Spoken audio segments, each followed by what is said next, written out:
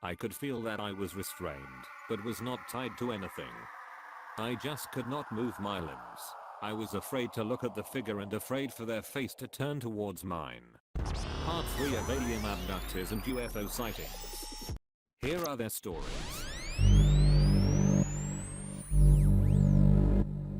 This is a family story I've heard only twice.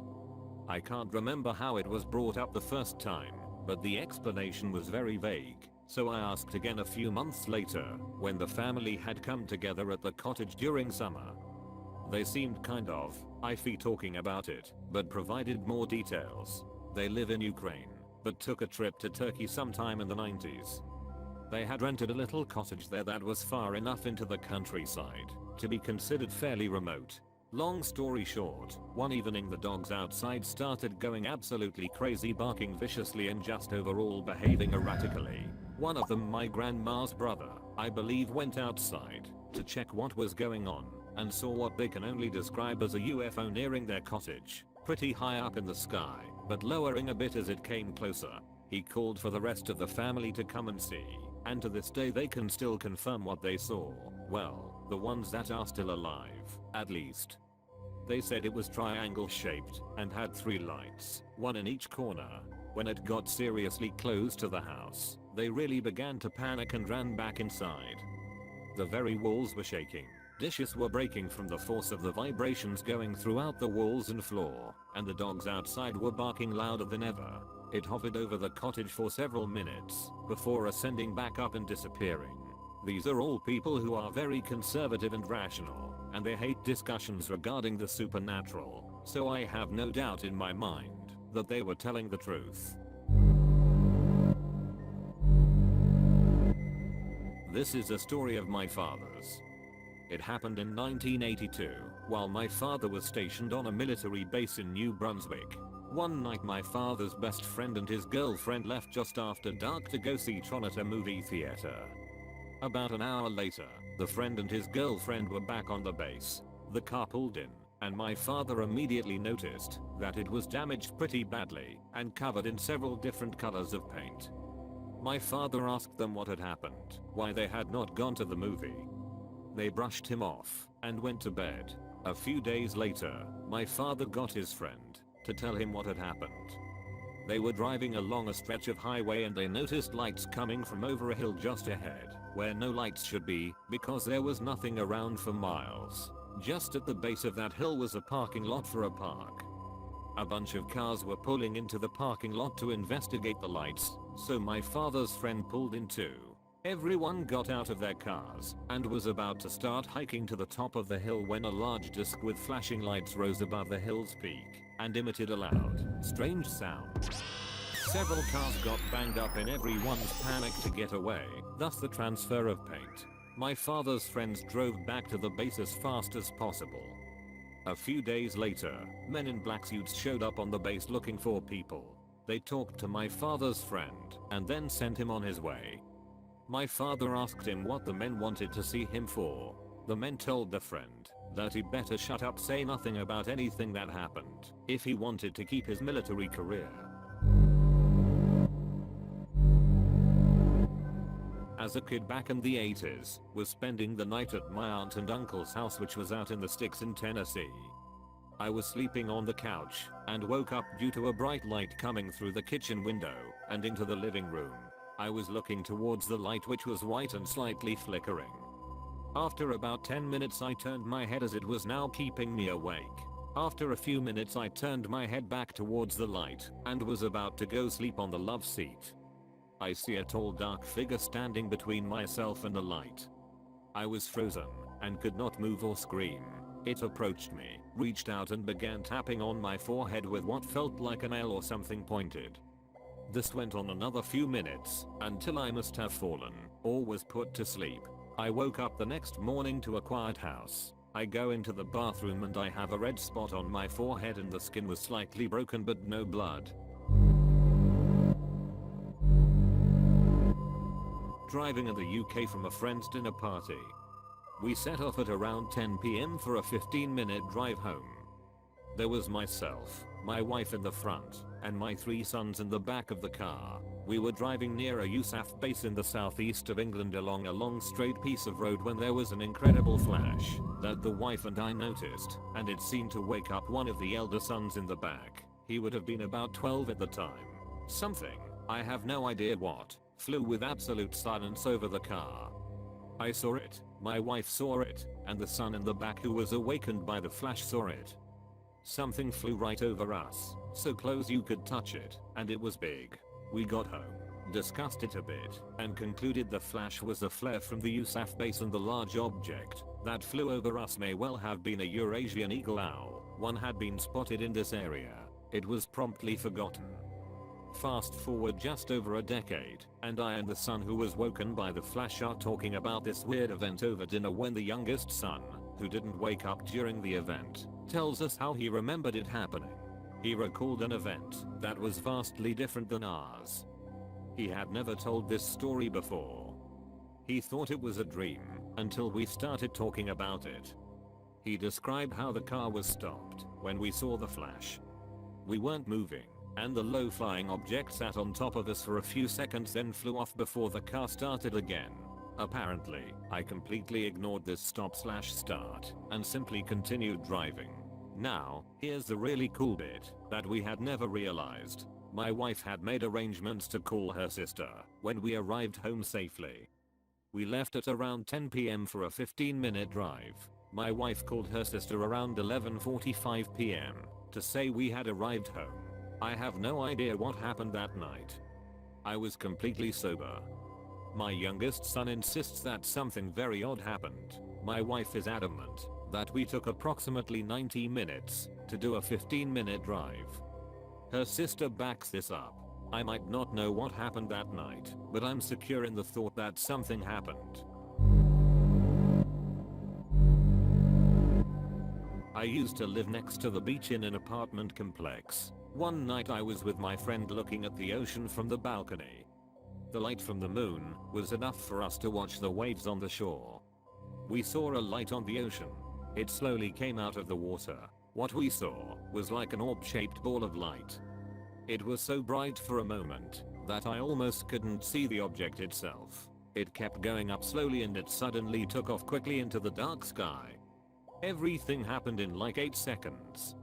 We both were freaked out and went inside the apartment. Years later I saw a report on National Geographic about orb-shaped lights flying around a forest in the USA. I knew it was the same thing I saw. 2010, Los Angeles.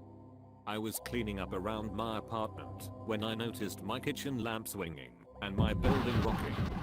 Obviously, it was an earthquake. It lasted for a bit, and I called my friend to make sure she was okay.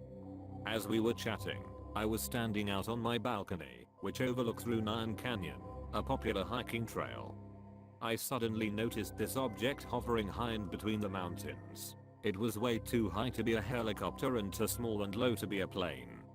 What made it super strange was its shape and lack of movement. It was orbesque and stood stagnant for about a solid 3 minutes before moving at a snail's pace to the west. I'm talking slower than any aircraft, blimp, kite, whatever, that I've ever seen.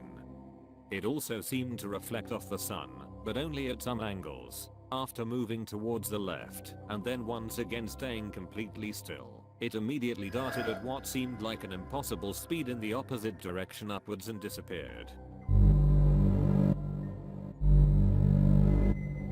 I haven't had any encounters with aliens, but my mom has. On September 11th, 2001. Yes. I'm serious, my mom went on a walk on the after watching the news for hours. This was in the evening time, so the no commercial flight sanction was already in place. While on her walk, she looked up after feeling like someone or something was watching her, and she saw a triangular aircraft floating above her. At first she thought it might have been a military craft of some sort, but then realized it was making absolutely no noise. She said it was so low to the ground that she probably could have touched it if she wanted to, but before she could reach out and touch it, the craft zipped away quickly with no sound at all.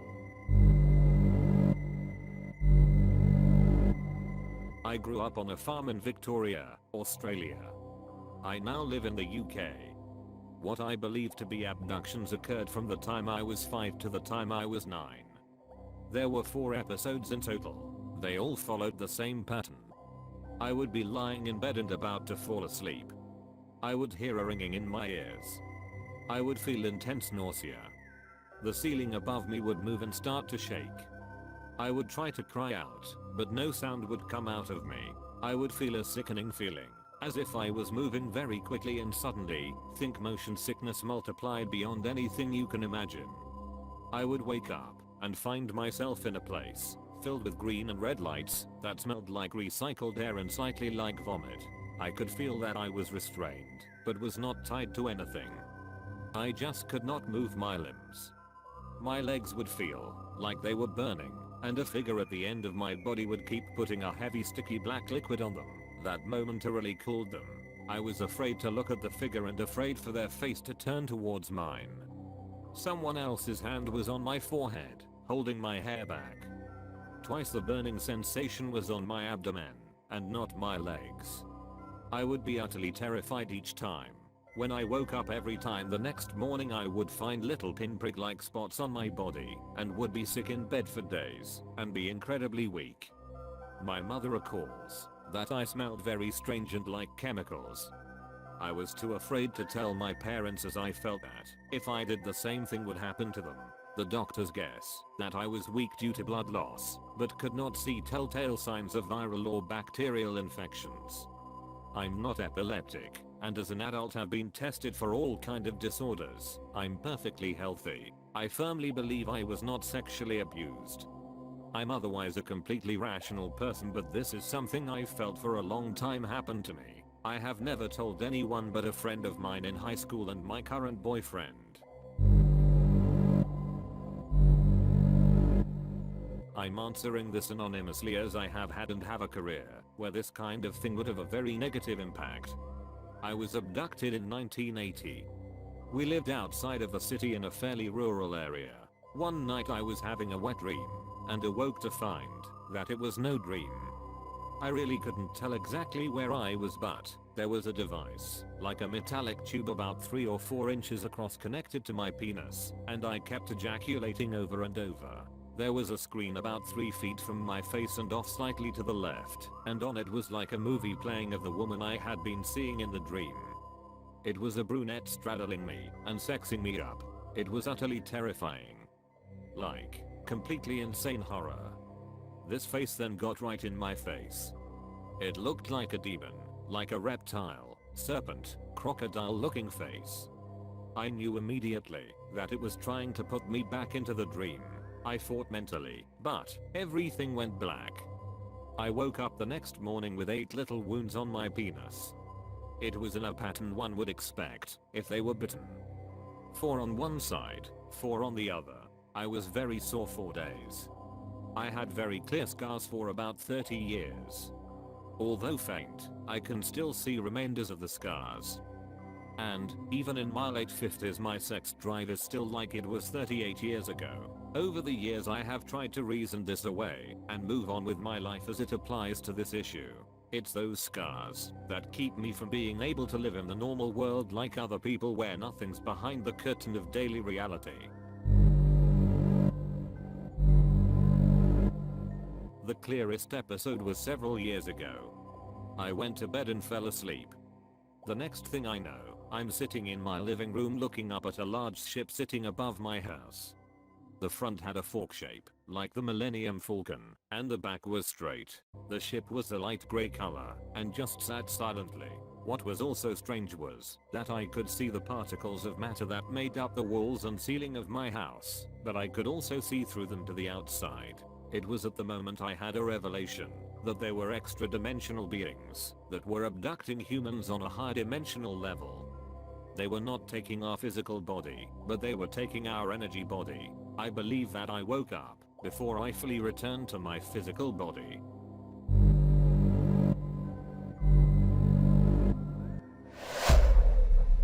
We now have a Patreon account. Please consider supporting us so that we can keep bringing you this awesome content. Make sure you subscribe and watch our other videos too.